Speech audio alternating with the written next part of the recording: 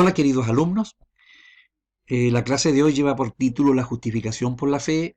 Es una clase que guarda relación con los apuntes que se le entregaron ahí sobre comentario de Hendrickson de Romanos 3 y 4. Así que tengan abierto en sus Biblias Romanos capítulo 3 y capítulo 4 porque los vamos a examinar en el día de hoy. Atención entonces, Biblia abierta y examinamos Romanos capítulos 3 y 4.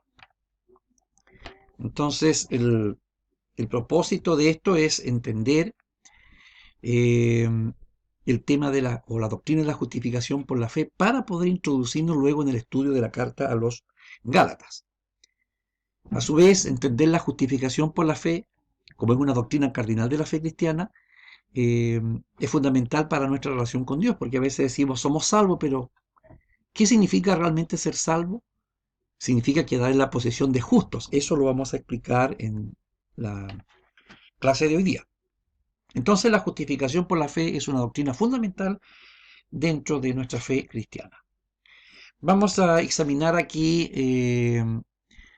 Romanos capítulo 3 y capítulo 4 y quiero detenerme en Romanos 3, 21 al 24 en algunas frases ahí que están en estos versículos. Primero dice, ahora se ha manifestado la justicia de Dios. Versículo 22, la justicia de Dios por medio de la fe en Jesucristo. Vamos a analizar estos elementos. Y el versículo 24, somos justificados gratuitamente por su gracia. Esas frases u oraciones las vamos a ir analizando. Veamos un poquito el contexto de esto en Romanos capítulo 3, versículo 20. Porque por las obras de la ley nadie será justificado delante de Dios, porque por medio de la ley viene el conocimiento del pecado. Es decir, nadie puede pensar en justificarse, como lo decían los Gálatas, haciendo las obras de la ley o cumpliendo los ritos de la ley.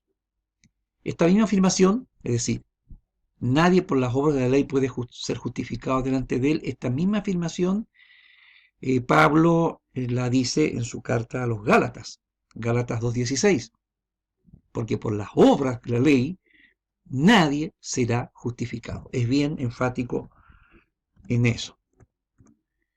¿Por qué razón nadie puede ser justificado delante de Dios? ¿Cuál es la razón? Y también lo expresa ahí Romanos 3:23, porque todos han pecado y están destituidos de la gloria de Dios. La versión Dios habla hoy dice, todos han pecado y están lejos de la presencia gloriosa de Dios. En la epístola a los Gálatas, Pablo combate esa idea de los maestros judaizantes de que el hombre para ser justo ante Dios necesita guardar las obras de la ley de Moisés. Ese era el punto de debate que tenía con los maestros judaizantes. Y la enseñanza bíblica es de que el hombre es incapaz de obrar justicia, sea obedeciendo la ley de Dios o practicando las buenas obras que se le ocurran. Y el tema de fondo es el pecado. Veamos una cita de Isaías. Isaías 64:6 dice, todos nosotros somos como suciedad y todas nuestras mejores justicias, nuestras mejores obras son como trapo de inmundicia delante de Jehová, que es infinitamente justo, santo y aborrece el pecado. Así que aquí tenemos una declaración de las mismas escrituras del Antiguo Testamento. Un teólogo del siglo XX dijo, hablando de esta imposibilidad de justificarse delante de Dios mediante las obras, dice, siendo Dios infinitamente justo y santo, por tanto el hombre necesita una justicia, es decir, una rectitud, una impecabilidad, una justicia infinitamente perfecta para ser aceptable ante Dios. Así que ahí quedamos con un tremendo dilema. ¿Dónde se halla esta justicia perfecta que puede agradar a Dios para que Dios nos justifique y los declare justos? Ya veíamos por la cita de Isaías que no en nosotros mismos, porque somos pecadores. Entonces aquí es cuando se evidencia la obra maestra de Dios manifestada a través del Evangelio de la redención. Dios, según dice Romanos 3:21, ha puesto su justicia por medio de Jesucristo a nuestra disposición. La justicia, nada menos que la justicia de Dios es posible. Si parafraseáramos Romanos 3:21, podríamos decir, ahora Dios ha puesto a nuestro alcance una justicia que es superior a la justicia de la ley. ¡Qué maravilloso esto! Y esta justicia, dice, es la misma justicia de Dios manifestada a través de la fe en Jesucristo, para todos los que ponen su fe en Él. Ahí estamos esclareciendo un poco entonces cómo se manifiesta esta justicia de Dios.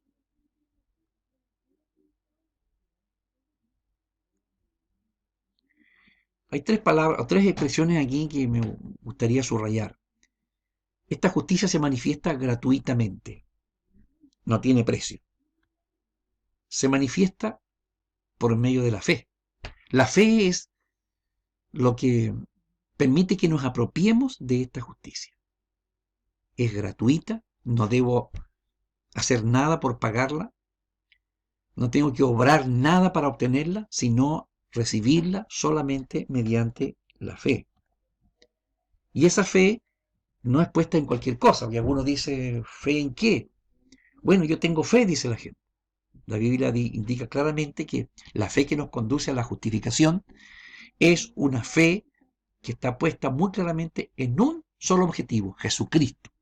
La fe que pongo yo en Jesucristo es la que me trae la justicia de Dios a mí, la justificación por la fe. Es decir, yo no debo intentar por ningún motivo obrar o pagar esto. Cuando a usted le dan un regalo, usted no está pensando en cómo pagarlo. No, sería un insulto a la persona que me hace un regalo. Asimismo, cuando yo pienso que debo obrar o pagar la salvación, esta justicia, estoy insultando la gracia de Dios. Romanos 4:4 dice que si alguien pretende obrar su salvación y seguir el camino de las obras, esto finalmente se constituye una deuda muy grande que él nunca puede pagar. El regalo, repito, solo se recibe, nada más.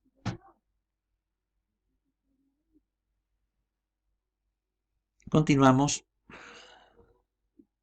En el lenguaje teológico se utiliza la frase justicia imputada. Es una justicia imputada.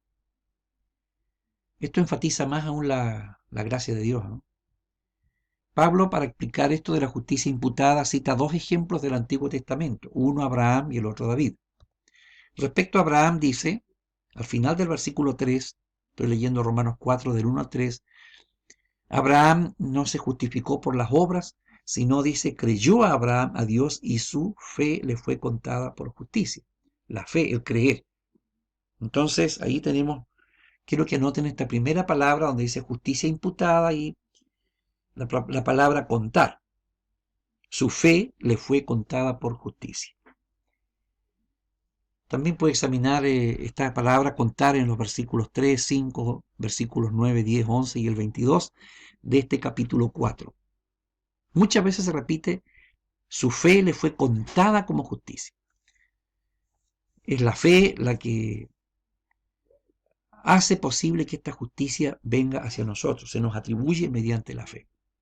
Respecto a David, dice que, citando Romanos 4, 6 al 8, Pablo dice que Dios atribuye justicia sin obra. Es bienaventurado aquel que recibe esta justicia no en forma de obrar por la ley, sino que se le es atribuida.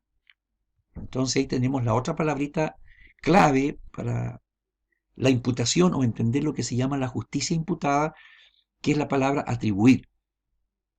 Dios atribuye justicia sin obras. Ya, atribuir. Contar y atribuir. Son dos palabras claves que se emplean aquí para indicar que esta justicia no es nuestra, sino que se nos atribuye a nosotros sin mérito alguno.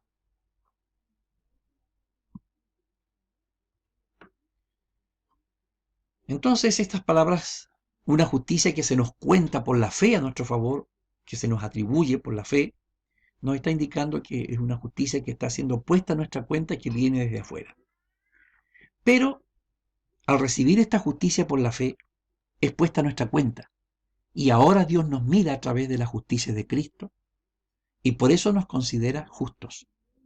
Mire qué maravilloso, no solamente no vamos a ser condenados, sino que quedamos en la posición de justos delante de Dios. Pero porque estamos vestidos con una justicia ajena, no es nuestra, es la justicia de Cristo. Justicia imputada. La palabra imputar significa que en el lenguaje teológico significa que se atribuye a otro algo que no le pertenece, que no es de él, algo que él no obró, algo que él no hizo. Algunos teólogos también hablan de la doble imputación, es decir, nuestro pecado le fue imputado a Cristo, y eso lo vemos allí en Isaías 53, se repite, si usted hace un estudio de ese capítulo, va a ver cómo se repite varias veces la expresión que Jesucristo fue herido por nuestros pecados, molido por nuestras rebeliones, nuestro castigo fue sobre él. Ahí estaría entonces la base de la imputación negativa, es decir, nuestro pecado fue cargado sobre Cristo, pero también, en sentido positivo, su justicia nos fue imputada a nosotros. ¿Qué nivel de justicia se necesita para satisfacer la misma justicia de Dios? Y la respuesta, repito, es la misma. Solo la justicia de Dios satisface la justicia de Dios. Entonces, por eso Dios manifestó su propia justicia para satisfacer su justicia. Y esa justicia está puesta por la fe en Jesucristo. Podemos apropiarnos entonces de esa justicia mediante la fe, la justicia que Cristo obró en su vivir y en su morir. Son los dos aspectos de la obra de Cristo. Su vida en perfecta obediencia a la ley de Dios. Él obedeció la ley de Dios por nosotros, para que fuésemos justificados. Y de esta manera somos contados como justos. No es que seamos hechos justos, pero Dios nos considera como si nunca hubiéramos pecado. Y así, Romanos 5.1 dice que justificados pues por la fe, ahora tenemos paz y amistad con Dios. Tenemos comunión con Dios. Qué hermoso texto este, ¿no? Estos son los resultados de la justificación. Pasamos a estar en la condición de justo y así tenemos amistad con Dios. Finalmente quiero explicar en este gráfico, un pequeño gráfico, el pecador entonces se presenta delante de Dios con su propia justicia y es rechazado. Porque es obvio, lo hemos dicho, nadie puede presentarse con sus obras delante de Dios para ser justificado. Las obras nuestras nos sirven delante de Dios.